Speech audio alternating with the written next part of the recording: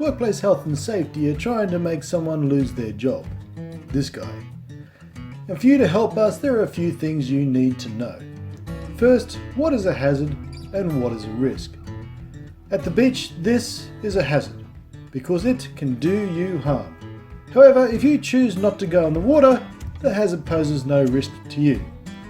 But if you decide to go for a swim, we can see from what we're seeing here the hazard hasn't changed, but the level of risk has, depending on exposure.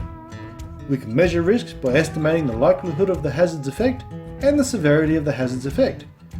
You can put these estimations into a matrix and measure the risk measurement in a qualitative or quantitative way. But why do this? Because every workplace contains any number of hazards.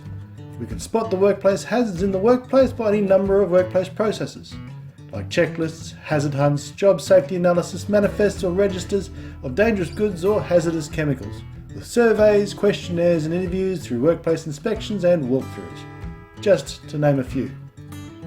By putting all these hazards together into a risk register, it allows us to prioritise, to understand the hazard and to systematically think of cause, effect and prevention. And finally, tackle the process of lowering or removing the risk altogether. So we can all go home safely at the end of the day. It's from this need to go home safely that workplace health and safety started in the first place. To meet this need, the government devised the Workplace Health and Safety Act, which outlines everyone's roles and duties. To support the Act, they also produced the regulations. This tells us how to meet the duties. These two documents can't contain everything, however, so there are codes of practice, standards and guidance material.